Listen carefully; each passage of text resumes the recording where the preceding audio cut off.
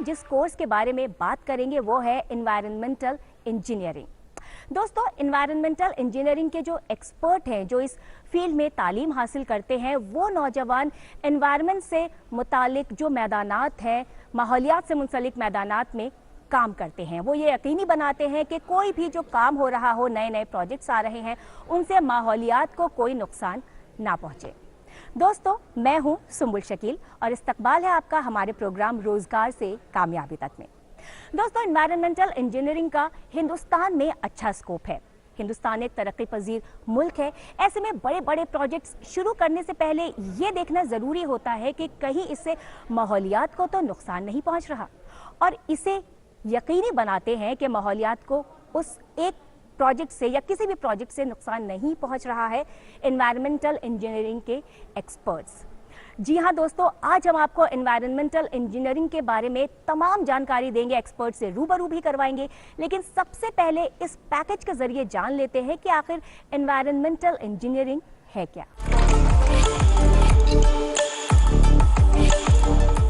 माहौलियात की सतह दिन ब दिन बद से बदतर होती जा रही है। ग्लोबल वार्मिंग, हवा, पानी और जमीनी आलूदगी, मिट्टी का कटाव, दरख्तों की कटाई वगैरह माहौल को दरपेश बड़े मसाइल हैं। इन मसाइल से निपटना माहौलियात की हिफाजत और बेहतरी माहौलियाती इंजीनियरिंग के तहत आती है।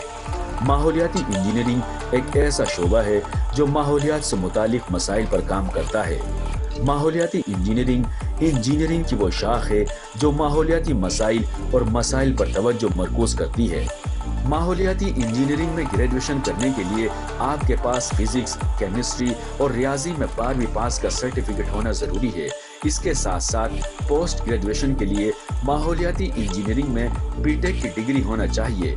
इस मैदान में तालीम हासिल करने के बाद आपके लिए बहुत से किस्म के सरकारी और निजी शोबे हैं जहां आपको नौकरी मिल सकती है, चाहे वो तहकीकी मराकिज हों, NGOs हों या सरकारी महकमे वगैरह। आप आलूदगी कंट्रोल करने वाली तंजीमों में एक डिजाइनर या मंसूबा साज के तौर पर भी अपने मुस्तकबिल को तश्कील दे सकते हैं। हिंदुस्तान का सरकारी इदारा सेंट्रल पोल्यूशन कंट्रोल बोर्ड भी UPSC इम्तहान के तहत माहौलियाती इंजीनियरिंग के पेशेवर अफराद को भर्ती करता है। मुल्क में बढ़ती हुई शहरीकारी ने इस मैदान में गुंजाइश बढ़ा दी है। अगर आप तख्लीकी अंदाज में सोचने की सलाहियत रखते हैं और तज्जियाती महारत रखते हैं तो आप इस मैदान में तेजी से तरक्की कर सकते हैं।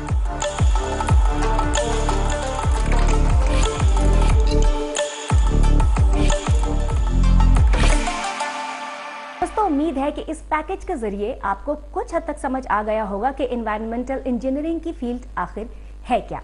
चलिए बढ़ते हैं अपने अगले सेगमेंट की तरफ, जिसका नाम है करियर की बात एक्सपर्ट के साथ, और आपको रूबरू कराते हैं इस फील्ड के एक माहिर से। दोस्तों, आज हम बात कर रहे हैं एनवायरमेंटल इंजीनियरिंग की फील्ड के बारे में। अब यकीनन आपके जहन में कुछ ना कुछ सवालात भी होंगे इससे मुतालिक। तो इसी सब्जेक्ट पर मजीद बातचीत करने के लिए हमारे साथ इस वक्त मौजूद है DTU के डिपार्टमेंट ऑफ एनवायरमेंटल इंजीनियरिंग के हेड प्रोफेसर अनिल कुमार हरितश साहब। इस्तकबाल है सर आपका। धन्यवाद madam, thank you very much. Sir, engineering और एनवायरनमेंट, इन दोनों को तो अलग अलग ज़्यादातर नौजवान समझते ही हैं। अगर हम बात करें एनवायरमेंटल इंजीनियरिंग की, तो आप क्या समझाना चाहेंगे? एनवायरमेंटल इंजीनियरिंग क्या है आखिर? जैसे आपने कहा मैडम, एनवायरनमेंट के बारे में जब भी कोई बातचीत करता है तो हमारे जहन में आता है कि हमारे चारों तरफ उपस्थित पेड़ पौधे, पशु पक्षी, जानवर, ये पर्यावरण का एक अहम हिस्सा है। आजकल जागरूकता बढ़ती जा रही है तो लोगों को वायु की गुणवत्ता के बारे में, जल की गुणवत्ता के बारे में काफ़ी सारे सवाल रहते हैं और उनको पता है। लेकिन एनवायरमेंटल इंजीनियरिंग में स्पेसिफिकली हम उन एस्पेक्ट्स को देखते हैं जिनमें एनवायरमेंटल क्वालिटी, चाहे वो जल की गुणवत्ता से रिलेटेड है, वायु की गुणवत्ता से रिलेटेड है, मिट्टी की गुणवत्ता से रिलेटेड है, इससे रिलेटेड जो भी प्रक्रियाएं हैं, जो भी वैज्ञानिक सिद्धांतों पर आधारित प्रक्रिया हैं, कुछ रिएक्शंस हैं, प्रोसेसेस हैं, बहुत सारी तकनीकी हैं, प्रौद्योगिकी है जिसके थ्रू हम एनवायरमेंटल क्वालिटी को इम्प्रूव कर सकते हैं। तो एनवायरमेंटल इंजीनियरिंग में हम उन सभी प्रक्रियाओं के बारे में पढ़ते हैं, उन सभी एस्पेक्ट्स के बारे में पढ़ते हैं जो रिलेटेड हैं किसी न किसी रूप में, प्रत्यक्ष रूप से या परोक्ष रूप से पर्यावरण की गुणवत्ता को सुधारने में काम आती है। और उसी से संबंधित हम पढ़ाई यहाँ दिल्ली प्रौद्योगिकी विश्वविद्यालय में एनवायरमेंटल इंजीनियरिंग में करवाते हैं। जी। तो जैसे कि आपने बताया, यानी कि एनवायरनमेंट को बचाने के लिए हम काम करते हैं इस फील्ड के तहत। और सर देखा जाए तो ये मुद्दा जो है ये आजकल पूरी दुनिया इस पर काम कर रही है कि किस तरह से एनवायरनमेंट को बचाया जाए। ऐसे में जो एनवायरमेंटल इंजीनियरिंग के एक्सपर्ट्स हैं उनकी मांग को कितना बढ़ावा देता है ये? मैडम, आजकल क्योंकि पर्यावरण पर अलग अलग प्रक्रियाओं के जो प्रभाव हैं वो बढ़ गए हैं और एनवायरमेंटल क्वालिटी सफ़र कर रही है, तो पर्यावरण से संबंधित जितने भी जानकार लोग हैं उनकी मांग बहुत बड़ी है। पिछले 4 से 5 दशक में जागरूकता बढ़ी है और पिछले 2 दशक में पर्यावरण से संबंधित जो जानकार लोग हैं, एक्सपर्ट हैं, उनकी मांग बहुत ज़्यादा बढ़ी है। अब इसमें चाहे सार्वजनिक क्षेत्र हैं या निजी क्षेत्र हैं, सार्वजनिक क्षेत्र में जैसे सरकारी संस्थाएं जितनी भी हैं उनमें पर्यावरण से संबंधित जानकारों की मांग बढ़ी है। आजकल परिस्थिति ऐसी हो गई है कि हमारे पास विशेष रूप से कुछ पर्यावरण, वन और जलवायु परिवर्तन से संबंधित मंत्रालय है। एक तरफ हमारे पास जल शक्ति से संबंधित मंत्रालय है, वहीं हमारे पास ऊर्जा, नवीकरणीय ऊर्जा से संबंधित मंत्रालय है। तो सरकार को एक विशेष मंत्रालय का दर्जा देकर भी इस पर्टिकुलर एस्पेक्ट पे ध्यान रखने की ज़रूरत है। तो इससे संबंधित जितने भी हर स्टेट में, हर राज्य में प्रदूषण नियंत्रण बोर्ड हैं, दिल्ली में प्रदूषण नियंत्रण कमेटी है हमारी, तो वहाँ भी ऐसे जानकारों की मांग बहुत बड़ी है। अगर निजी क्षेत्र की बात करें तो उद्योगों में पर्यावरण से संबंधित जितने भी जानकार हैं, स्नातक हैं, परास्नातक हैं, ऐसे विद्यार्थियों की बहुत ज़्यादा मांग बढ़ी है। तो पिछले 2 दशक में हम मोटा मोटा मान के चले तो पर्यावरण से संबंधित जितने भी इंजीनियर हैं उनकी डिमांड लगभग 2 गुनी हो गई है। जी। तो सर जैसे कि आपने बताया अभी 2 गुनी हो गई है उनकी डिमांड, जो एनवायरमेंटल इंजीनियर्स हैं, एक्सपर्ट्स हैं। ऐसे में हमारे मुल्क में जो तालीम दी जा रही है उसके लेवल को आप कैसे देखते हैं? क्या लेवल है उसका जो हमारे मुल्क में इस वक्त तालीम दी जा रही है इस फील्ड में? मैडम, पर्यावरण अभियांत्रिकी की बात करें तो हमारे मुल्क में पर्यावरण से संबंधित जितनी भी शिक्षा दी जा रही है और उसके स्तर की बात करें तो वो दूसरे देशों से समकक्ष है या उससे ऊपर भी है। तो हम लोग कहीं भी पर्यावरण से संबंधित शिक्षा या इंजीनियरिंग के क्षेत्र में पिछड़े हुए नहीं हैं और हम लोग उनके समकक्ष ही हैं, साथ साथ ही हैं।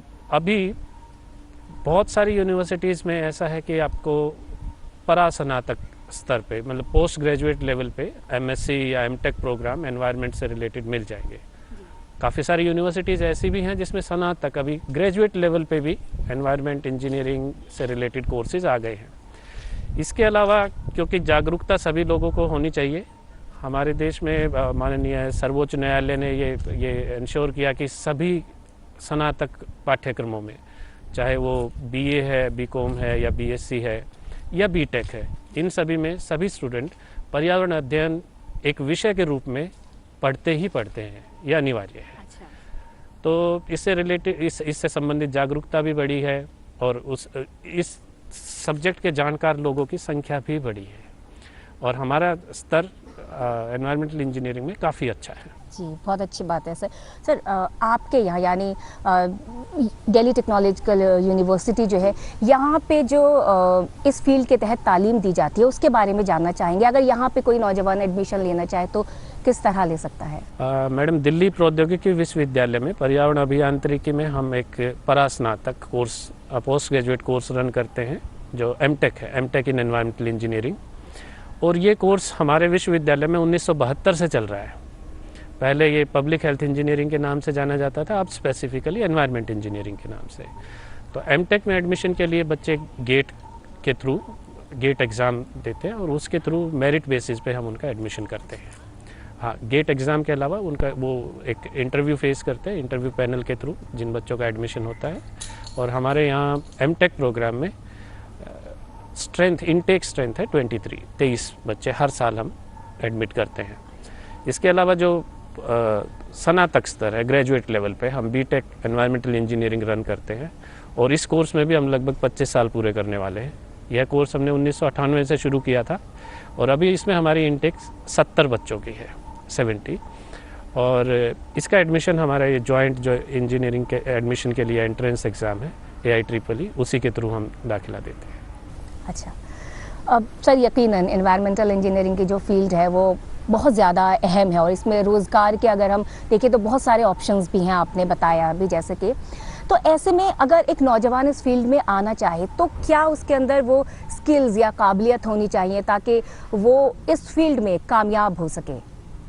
मैडम, एनवायरमेंटल इंजीनियरिंग की बड़ी अच्छी बात यह है कि एक अंतर विभागीय विषय है, इंटरडिसिप्लिनरी सब्जेक्ट है। तो कभी कभी बच्चों का रुझान स्पेसिफिकली कंप्यूटर साइंस की तरफ है जी। और एनवायरमेंटल इंजीनियरिंग में एडमिशन लेने से हिचकते हैं, लेकिन मैं ऐसे विद्यार्थियों को बताना चाहूँगा कि कंप्यूटर साइंस में बहुत सारी ऐसी चीज़ें हैं जो अपने शौक के अनुसार कंप्यूटर साइंस में रह के भी एनवायरमेंटल इंजीनियरिंग का कोर्स कर सकते हैं। इससे संबंधित जितनी भी मॉडलिंग और सिमुलेशन है, जैसे एक उदाहरण के तौर पे बताऊं तो जैसे वेदर फोरकास्टिंग है जी। तो वेदर फोरकास्टिंग में मैथमेटिकल सिमुलेशन है, कंप्यूटर बेस्ड है, अलग अलग सॉफ्टवेयर इस्तेमाल होते हैं। उसमें कंप्यूटर साइंस, इलेक्ट्रॉनिक्स या मैथमेटिक्स बैकग्राउंड के बच्चों की बहुत ज़्यादा मांग रहती है। तो वो अपना शौक भी पूरा कर सकते हैं और साथ में अपनी शिक्षा भी पूरी कर सकते हैं इसी विषय में रहकर। तो एनवायरमेंटल इंजीनियरिंग में बच्चों के लिए सबसे अच्छा ये है कि उनको किसी न किसी प्रत्यक्ष या परोक्ष रूप से थोड़ा पर्यावरण से प्रेम हो, ये बहुत ज़रूरी है। और ऐसा शायद कोई होगा जिसका पर्यावरण से प्रेम ना हो। तो जो पहली ज़रूरी चीज़ है वो ये है। दूसरा, इसके अलावा जो बच्चे चैलेंजेस पसंद करते हैं उनके लिए एनवायरमेंटल इंजीनियरिंग बहुत अच्छा फील्ड है। तो सर, जो बच्चे आ रहे हैं इस फील्ड में तालीम हासिल कर रहे हैं, आपको क्या लगता है कि और क्या कुछ नई पहल या क्या कुछ और करना चाहिए जो तालीम देने के लिए इस फील्ड में बेहतर बना सकते हैं तालीम के मेयार को? और मैडम, इसमें सबसे ज़रूरी बात है कि जैसे पर्यावरण के बारे में हम बात करें तो ये एक बहुत डायनेमिक चीज़ है, रोज़ बदलती है एनवायरमेंटल क्वालिटी। ऐसे ही हमारी समस्याएं, उनका रूप और उनके समाधान रोज़ बदलते हैं। तो हमारे लिए ज़रूरी है कि हम जिस तरह के बदलाव आते जा रहे हैं उसके साथ साथ अपने आप को अपडेट करते रहें। सिर्फ एक प्राकृतिक जो बदलाव हैं उनके रेस्पेक्ट में नहीं, अभी हमारी मांग, हमारे जो प्रोडक्ट हैं वो रोज़ चेंज हो रहे हैं। उन प्रोडक्ट के हिसाब से ही अलग अलग प्रदूषक पर्यावरण में बाहर डाले जा रहे हैं। तो उनका जो रासायनिक स्वभाव है, नेचर है, वो भी बदलता जा रहा है। तो हमें उद्योगों की किस तरह की डिमांड है, प्रकृति की कैसी मांग है, उसके हिसाब से अपने आप को हाथों हाथ समय के साथ साथ अपडेट करते रहना पड़ेगा। और इस अपडेशन में हमारे जो पाठ्यक्रम से रिलेटेड सिलेबस है वो सिलेबस हमें अपडेट करना होता है। हमें जहाँ ज़रूरत है सब्जेक्ट चेंज करने हैं या सब्जेक्ट में कुछ एडिशन करना है वो सुधार करने ज़रूरी हैं। कई बार हम मानते हैं कि कोई सब्जेक्ट है, कोई पर्टिकुलर प्रोसेस है जो हम बच्चों को बहुत सालों से पढ़ा रहे हैं, लेकिन उसमें बहुत इतने सुधार हो चुके हैं कि अब उस लेवल की पढ़ाई हम बच्चों से ज़्यादा एक्सपेक्ट नहीं करते। तो वहाँ पे अपडेट करते हैं कुछ चीज़ों को छोड़ के आगे बढ़ते हैं। नई तकनीकी है, नई प्रौद्योगिकी है, वो सब देखते हैं। जी।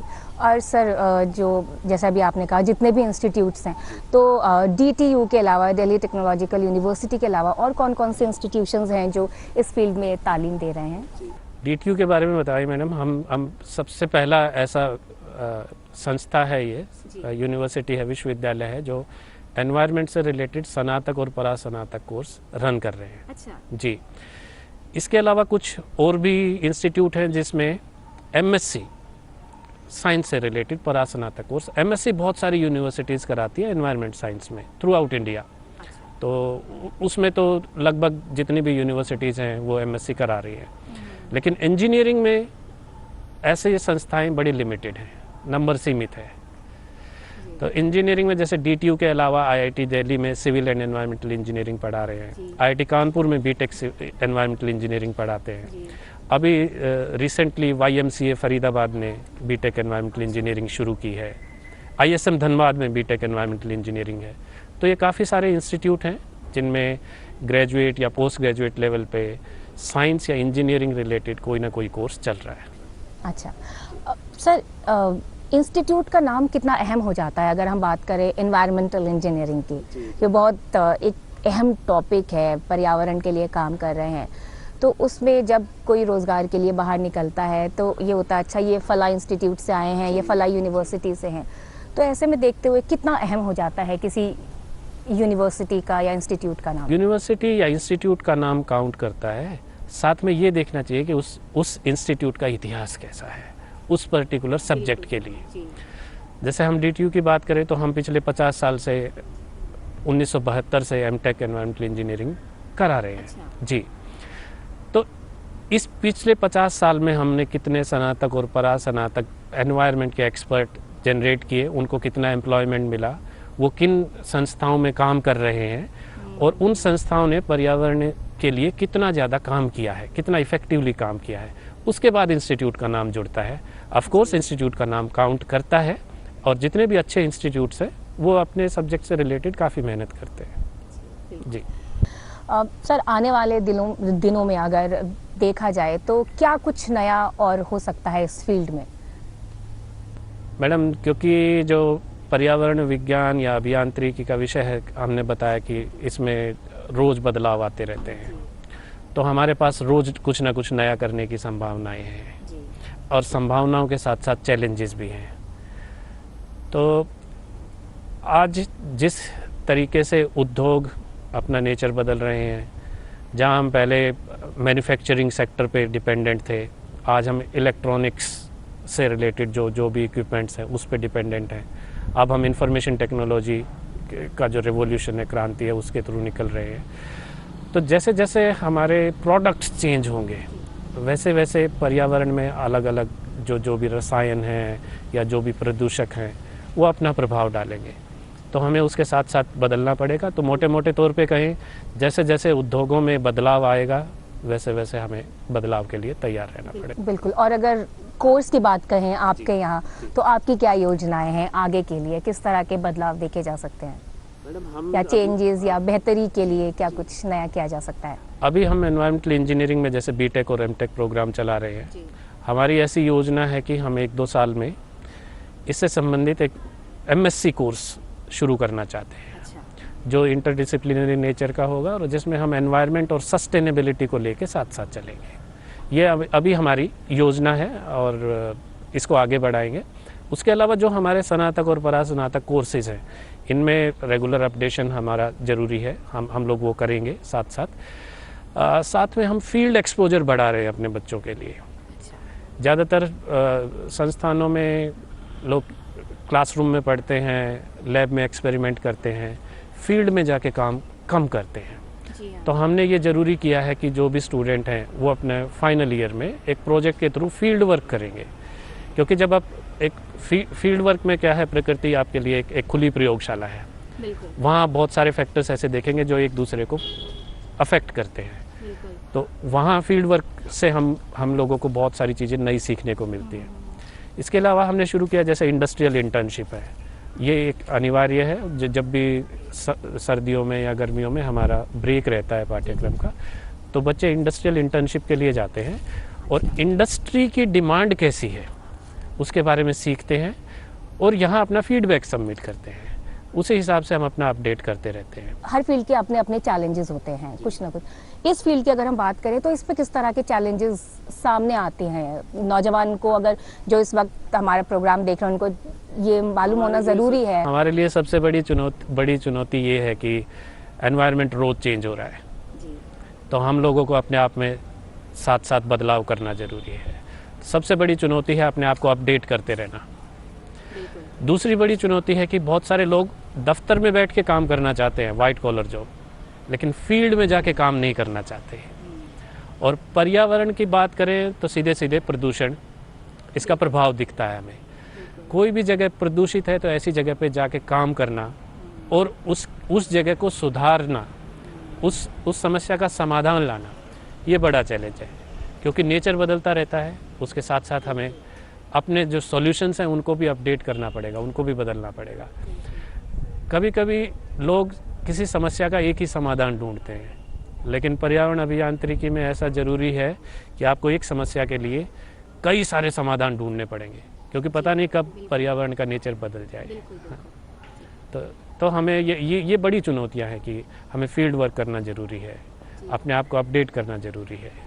जी हाँ सर, जैसा कि आपने बताया फील्ड वर्क करना ज़रूरी है। ज़रूरी नहीं है कि वो आपको ऑफिस में बैठ के ही आपको काम करना पड़े।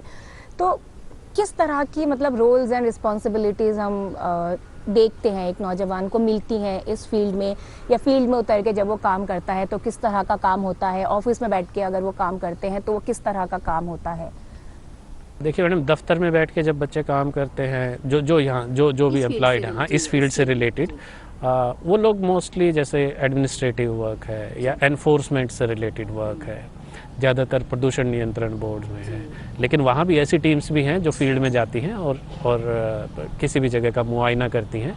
उनकी रिपोर्ट के बदले फिर दफ्तर में रह के वो उस समस्या को कैसे सुलझाना है उसके बारे में काम करते हैं। तो एडमिनिस्ट्रेटिव वर्क है, एनफोर्समेंट रिलेटेड वर्क है, साथ में इन्हीं सभी पोल्यूशन कंट्रोल बोर्ड में भी शोध से संबंधित काम भी करते हैं। तो पोल्यूशन कंट्रोल बोर्ड यूनिवर्सिटीज़ को या एक्सपर्ट्स को से रिसर्च प्रोजेक्ट स्पेसिफिकली देते हैं कि एक पर्टिकुलर समस्या है, जैसे आजकल दिल्ली में आजकल नहीं, सर्दी में पर्टिकुलरली एयर क्वालिटी एक बड़ा इशू है। तो पोल्यूशन कंट्रोल बोर्ड इससे रिलेटेड रिसर्च में भी इन्वॉल्व रहते हैं। तो ये मतलब आप पर्यावरण में रह के स्पेसिफिकली ऑफिस में रहें, फील्ड में रहें, ऐसा ही नहीं है, आपको बहुत सारे रोल्स प्ले करने। यानी ऑप्शंस बहुत हैं। आप इस फील्ड में अगर तालीम हासिल करते हैं तो आपके पास बेशुमार ऑप्शंस हैं। इसमें सबसे ज़रूरी बात है कि बच्चे को एक इंटरेस्ट, जुड़ना पड़ेगा पर्यावरण से, तभी वो काम करे। बिल्कुल सर, जुड़ना ज़रूरी है। आखिरी सवाल सर, एनवायरमेंटल इंजीनियरिंग में आने के जो नौजवान ख्वाहिशमंद हैं उनके लिए आपका क्या मैसेज है? उनके लिए हमारा मैसेज ये है कि आप लोग पर्यावरण से जुड़िए। शायद ही कोई ऐसा होगा जो पर्यावरण से नहीं जुड़ा हुआ है। हम अपने अपने अलग अलग तरीके से पर्यावरण में सुधार के लिए योगदान देते हैं, और चाहे पेड़ लगाकर कर रहे हैं, चाहे हम पानी की वेस्टेज बचा के कर रहे हैं, या हम बिजली बचा के अपना योगदान दे रहे हैं। तो किसी न किसी रूप में आप लोग सभी लोग योगदान दीजिए, जितने भी विद्यार्थी हैं, और जो भी आपका शौक़ है, चाहे वो कंप्यूटर से रिलेटेड है, मैथमेटिक्स से रिलेटेड है, फिज़िक्स से रिलेटेड है, आप उसको एनवायरनमेंट से जोड़िए और आपको उसमें काम करने का मौका मिलेगा। आप अपना शौक़ भी पूरा कर पाएंगे, एक रोज़गार भी पाएंगे। तो हमारा यही मैसेज है सर। बिल्कुल, बहुत बहुत शुक्रिया सर, आपने ये तमाम जानकारी दी, आपने इतना कुछ बताया कि ज़रूरी नहीं है आप किसी और फील्ड में, अगर आप कोई और इंजीनियरिंग कर रहे हैं, आप उसके बावजूद भी आप एनवायरनमेंट से जुड़ सकते हैं, इस फील्ड से जुड़ सकते हैं। ये तमाम जानकारी आपने हमें दी, बहुत बहुत शुक्रिया सर आपका। धन्यवाद। दोस्तों, अब तक हमने आपको बताया कि एनवायरनमेंटल इंजीनियरिंग क्या है। हमने आपको एक एक्सपर्ट से भी रूबरू कराया। बहुत सारे ऐसे सवालात थे जिनके जवाबात एक्सपर्ट ने और हमने आपको देने की कोशिश की, ताकि आप एक बेहतर करियर ऑप्शन चुन सकें अगर आप इस फील्ड में आना चाहते हैं। अब ऐसे में एक सवाल ये भी उठता है कि आखिर इस फील्ड में नौजवान क्या कर रहे हैं, और यही जानने की कोशिश में हम खड़े हैं। हमारे साथ मौजूद हैं इस वक्त एनवायरनमेंटल रिसर्चर। आइए उन्हीं से जानते हैं कि आखिर वो क्या रिसर्च कर रही हैं। आपसे जानना चाहेंगे, अभी इस वक्त देख रहे हैं हम यहाँ पे कुछ पौधे रखे हुए हैं, क्या है आपकी रिसर्च? मैम, मैं बेसिकली फाइटो रेमेडिएशन पे काम कर रही हूँ सॉइल क्वालिटी को इम्प्रूव करने के लिए, और इसमें हम लोग ऑर्नामेंटल प्लांट्स यूज़ करते हैं। ऑर्नामेंटल प्लांट्स बेसिकली ऐसे प्लांट्स होते हैं जो सजावट के लिए यूज़ करते हैं हम। तो हमने हैवी मेटल पॉल्यूटेड सॉइल लिया हुआ है यहाँ पे, और इसमें हमने कैडमियम और लेड का यूज़ किया है। हमने इसमें सूरजमुखी को लगाया है यहाँ पे, वहाँ पे सरसों लगाया हुआ है, और ये हमने पोर्ट मैरीगोल्ड लगाया हुआ है। बेसिकली ये गेंदा जो होता है उसी का दूसरा वैरायटी होता है। तो इसमें आप देखेंगे कि जैसे हमने 5 टाइप की सॉयल ली हुई है यहाँ पे। ये हमारी प्योर सॉयल है, और ये चारों हमारी कंटामिनेटेड सॉयल है, जो आप पॉल्यूटेड सॉयल है। इसमें हमने कैडमियम यूज़ किया हुआ है। तो आप इसमें नोटिस करेंगे कि ये जो प्योर सॉयल है इसमें प्लांट हेल्थ बहुत अच्छी है हमारी, लेकिन जैसे जैसे कैडमियम कंसंट्रेशन हमारा बढ़ रहा है सॉयल में, वैसे वैसे प्लांट का जो हेल्थ है वो ख़राब हो रहा है। इसमें सबसे ज़्यादा कंसंट्रेशन है कैडमियम का, तो इसकी जो हेल्थ है प्लांट की वो काफ़ी वीक है। जो फिजिकल पैरामीटर्स हैं, जैसे कि प्लांट का हाइट हो गया, वेट हो गया, वो इफेक्ट हो रहा है जैसे जैसे हमारी कंसंट्रेशन इंक्रीज़ हो रहा है कैडमियम का। तो इसी को इम्प्रूव करने के लिए हम लोग सॉइल क्वालिटी को इम्प्रूव करने के लिए या फिर कैडमियम और लेड सॉइल से रिमूव करने के लिए प्लांट्स का इस्तेमाल कर रहे हैं इसमें।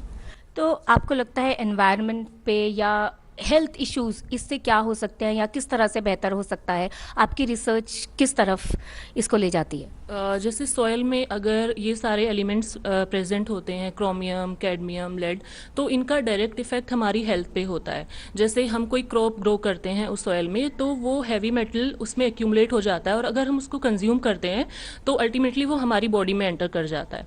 तो इससे हमें काफ़ी नुकसान होता है हमारे शरीर को। कैंसर जैसी बीमारियां इससे हो सकती हैं। जी। अच्छा, आप जो ये ट्रीटमेंट कर रही हैं इन पौधों पर, एनवायरनमेंट के लिए ये कितने फायदेमंद है? क्या असरात हैं इसके?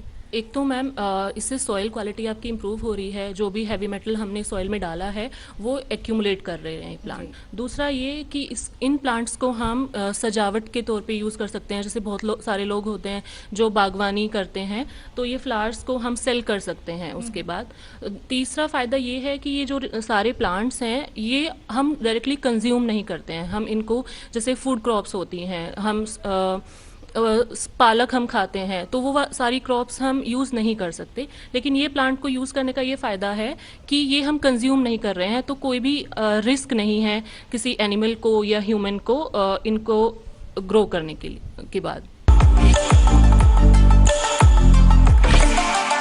चलिए बढ़ते हैं अब अपने अगले सेगमेंट की तरफ, जो सबसे अहम सेगमेंट है, यानी कि जिसमें हम आपको बताते हैं कि आप इस वक्त कहाँ-कहाँ नौकरियां हासिल कर सकते हैं और कहाँ-कहाँ इस वक्त एडमिशन ले सकते हैं। तो चलिए जल्दी से देख लेते हैं।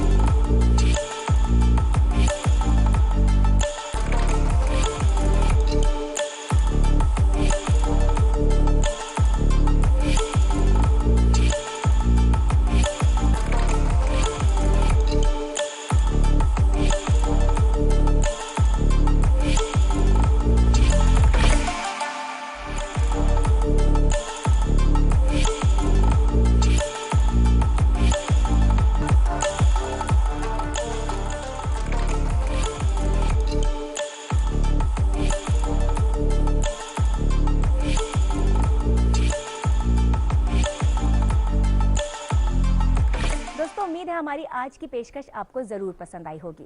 अगले हफ्ते किसी और करियर फील्ड के बारे में आपको और जानकारी देंगे। तब तक के लिए मुझे दीजिए इजाजत। खुदा हाफिज।